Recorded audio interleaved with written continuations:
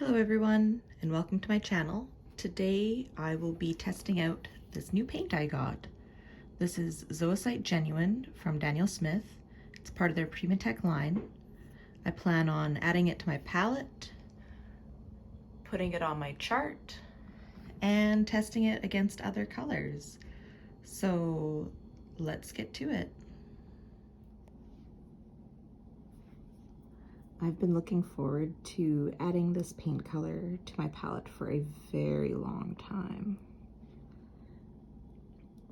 It is a granulating green. It's deep, it's rich, and I'm just very excited to get it going. All right, let's see what it does. If you're wondering how I made this chart, I have a video up reviewing my handmade watercolor palette.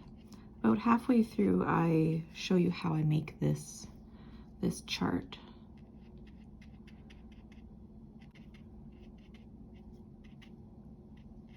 Look at that. Lots of granulation. I'm very excited. I think it granulates probably as much as my Potter's Pink and my other one over here. We'll let this dry and I'll show it to you after. Here it is dried, and of course without the glare. And now I start swatching out my colors. This is probably the most time-consuming part of this whole video, so I won't share the entire process. All right, so I've finished mixing and swatching all the colors for Zoisite.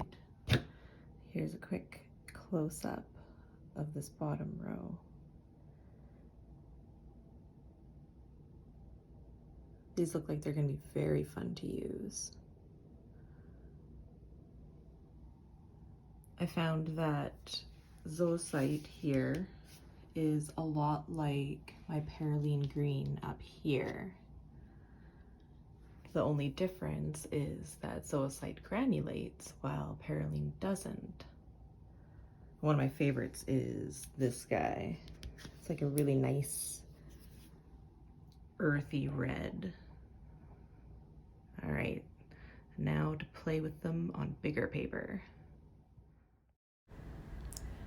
When I test new watercolors, I don't do your typical swatches. I opt for a more playful method. In this case, I do some automatism and Pareidolia art to see how the colors mix and interact.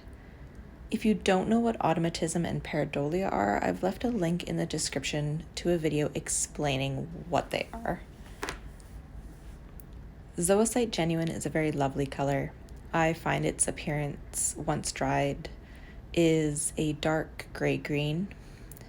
It softens and darkens any color it's mixed with, and makes even my most fluorescent colors earthy.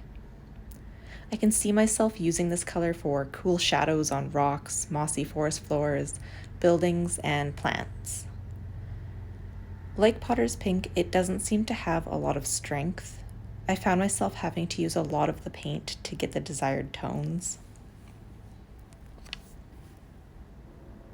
If you're wondering what I do with these sketches once they're done, I typically revisit them and redraw them in another book, where I refine them and add details. Granulating colors like Zoisite are great for adding happy accidental details. I do the same for the blot mixtures too. I use Pareidolia with them to come up with creative ideas that I can revisit and draw from time and time again. Thanks for joining me. If you enjoyed the video, consider liking and subscribing, and as always, best wishes on your art journey.